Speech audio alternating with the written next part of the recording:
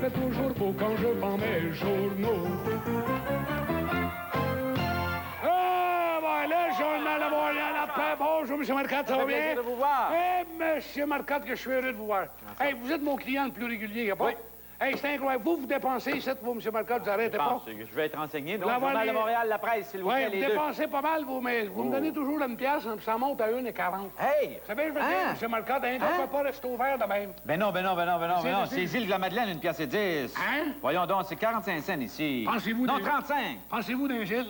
35 et 35, ça fait 70, monsieur. Ah, comme ça, je vous en dois? Ouais, vous me devez 35 à chaque fois, c'est un pourboire. Ouais, mais il y a des journées qu'on n'a pas de charge, vous savez, M. Marcotte. Hey, je vous écoutais tout à l'heure avec votre patente, vous, là, c'était le fun, ça? Tu vu ça? Qu'est-ce que c'est, ça? Va falloir mettre de l'ordre, Serge Savard. Oui? De l'ordre dans quoi? Ben, dans la boîte. Dans la boîte? Oui, dans la boîte. Dans la boîte. Hey, M. Marcotte, vous regardez tout à l'heure là, avec votre patente de computer, là. Hey, vous, là, je sais pas. Hey, ça doit coûter cher, ça? T'es en Floride. Écoute-moi. Non seulement ça coûte cher. T'es en Floride. T'as pas me commencé tout ça, là, vous, là? Oui, mais t'es en Floride, par exemple, OK? Oui. Grâce au téléphone et aux caméras qu'il y a à l'intérieur de ta maison, tu décides, je veux voir ce qui se passe chez nous. T'es inquiet? Ça, je trouve ça plate un peu, moi. Imaginez-vous, c'est vous qui êtes en Floride, là. Oui. Là, vous voulez savoir ce qui se passe chez vous, puis là, votre femme est seule à la maison. Là, vous voyez d'autres personnages. L'un gars a le goût de prendre l'avion. Ah ben, ça revient cher, ça, là, oui. Mais... Moi, vous allez peut-être dire que j'étais un ancien. Ouais. Mais au lieu de me payer un système de même, comme là, vous allez peser chez un piton, votre bain part. Vous n'allez pas mieux qu'une petite hawaïenne qui vous attend, puis vous le prépare, le bain. Hein? Ben là, ça va coûter moins cher, c'est peut-être plus agréable. Là, vous vous emmenez, là, puis vous le savez qu'elle est là, la hawaïenne, là. Puis tout le temps, vous emmenant, vous êtes à Hawaï goûter. Ah, ça veut dire, moi, je le sais pas. Ben là... Puis vous, comment ça marche? Ça va bien. Hey, M. Marcotte, j'ai une petite histoire, c'est les gens qui gagnent ce soir. Hey, ça, là, 25 $. Vous, là, vous allez en mettre là-dedans, vous allez voir ça. Gino Bérubé de la rue Laval. Gino. Oh, Gino, j'avais compris le Jello. Gino Bérubé de la rue Laval à Rivière-du-Loup. Ah, bon, ça me fait plaisir, Gino. C'est le propriétaire d'un immeuble. Le loyer est en retard d'au moins 3 mois. Oui. Et voyant qu'il n'y a jamais personne, il dit, bon, là, hey, là, c'est fini. Je vais aller collecter moi-même mon loyer. Alors, il se rend, évidemment, à l'appartement. Êtes-vous diabétique, vous, M. Marcotte? Non, pourquoi? Vous avez de la cassonade dans les oreilles? Va t'en faire de la cassonade dans les oreilles. Ben, je me lave les oreilles. C'est M. Marcotte, voyons. C'était un joke, M. Marcotte. Bon, alors, il va collecter. Ah! Lui, là! Hey! Mais Tawa, il y en parlera, hein? OK. Bon. OK. Alors, là, le gars, il s'en va. Le gars s'en va. Là, le gars, il s'en va, puis là, il frappe à la porte, hein? Le gars est en Pas de réponse. Le gars est en bas. Au logement. Pas de réponse. Là, il est inquiet un petit peu. Il dit, comment ça se fait que jamais là? Essaie d'ouvrir la porte s'ouvre. Puis là, vous avez pas la machine, là, vous? Là? Non. Oui.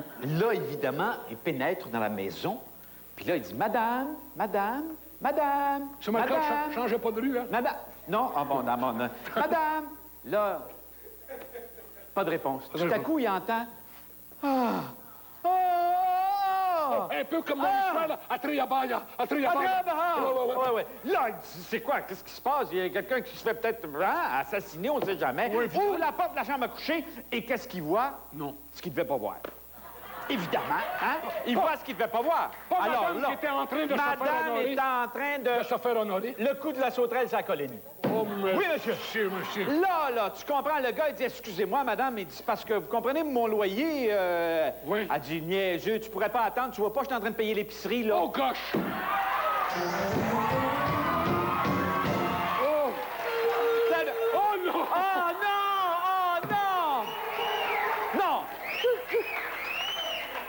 Monsieur Daniel! C'est pas vrai! Le balai! Vous savez, Monsieur Daniel, là, je ne sais pas, mais vous commencez à m'inquiéter un peu. Là, je suis en train de me demander, est-ce que c'est les magazines qui vous attirent ou... Vous savez, là... Non, je répète dans le bourdon enchaîné. Ah, non! Oui. Oh, très joli tableau, je suis dans le tableau des fleurs. Et alors, la fée arrive, elle me donne un coup de baguette. Et je suis transformé en Maya l'abeille. C'est très joli, vous aimez? En Maya l'abeille, oui. Et très. Ah, toi, Monsieur Daniel! Toi, Monsieur Daniel, qui aime les fleurs et qui leur coupe la queue. Quand tu dis que tu m'aimes, j'ai peur un peu. Il y a une chose que je me pose comme question, Claude. Il va ramasser à peu près n'importe quoi avec ça. Daniel, Oui? je vous regarde, vous avez l'air d'un bon garçon, puis Oui? vous avez l'air des gars qui vont un peu partout, tout ça. Êtes-vous amateur disons, de fruits de mer, de... Vous parlez pas des hommes grenouilles, là? Mais vos mets favoris, là, vous fréquentez les grands restaurants? Oh, moi, j'adore les hamburgers. Avec Radish? Oui, chou. Êtes-vous amateur du sport? Oh, moi, j'adore le sport. Remarquez, je ne le pratique pas, mais Oui, j'aime comme beaucoup. quoi, la boxe? La boxe, le football. Pardon? Le football. Oui. Et j'adore le hockey. Mais alors, La plongée sous-marine, ça vous dit rien? La plongée sous-marine? moi, les hommes... Moi, le hockey, j'adore ça, mais les hommes qui se battent pour une rondelle... Oh, je peux pas voir ça. Non. Non. Ah, vous aimez le hockey? Oui. Vous aimez pas la poser une brutalité? question, vous, là, en parlant de hockey, bon, justement, on voit ici Oui. M. Serge Savard. En parlant du hockey, d'après vous, si vous connaissez ça un peu, là, je ne sais pas, quand pensez-vous là, que les Nordiques vont gagner la Coupe? Bah, quand ils vont la faire tirer... Oh, Hey, monsieur Daniel, Oui? je vous regarde pas, moi, je veux vous insulter, mais j'ai appris une petite chose, vous savez. C'était un gars qui était dans l'armée, un gay, vous savez, ça, il a le droit de se battre comme il veut. Hein? Oui? Et puis, à un moment donné, il va voir son colonel, il dit, pardon, mon colonel, je voulais vous demander un petit service. Il dit, j'aimerais ça avoir, disons, une semaine ou 15 jours de vacances, vous savez. Ça fait que le colonel dit, écoutez une minute, il dit, je peux pas donner des vacances comme ça. Ah, c'est justement. Il dit, parce que je suis un gay. Il dit, là, vous me séparez d'avec les gens. Vous voulez pas me donner des vacances. Non, non, le colonel, il dit, c'est pas parce que vous êtes un gay. Ben, il dit, regardez donc, il dit, soldat bidoche, soldat la fleur, soldat la tendresse. Il dit, ils ont eu des passes pour 15 jours. Pourquoi pas moi? Ben, le colonel dit, écoutez, les soldats que vous me nommez là, il dit, c'est des gens qui ont fait des actes de bravoure, qui ont fait quelque chose pour la guerre. Et c'est pour ça qu'ils ont eu des congés. Alors, hein, à un moment donné, ça le travaillait, vous savez. Alors, il est parti un de ces matins vers les 8 heures du camp. Et il est revenu, comprenez-vous, le lendemain soir vers les minuit et demi, avec un tank allemand. Imaginez-vous. Puis là, il est allé cogner à la porte du bureau du colonel. Il dit, mon colonel, il dit, j'ai des petites nouvelles pour vous. Il dit, venez voir ce que j'ai à la porte. Quoi? Le colonel sort. Il l'aperçoit avec un tank allemand. Il dit, comment avez-vous fait pour avoir ça?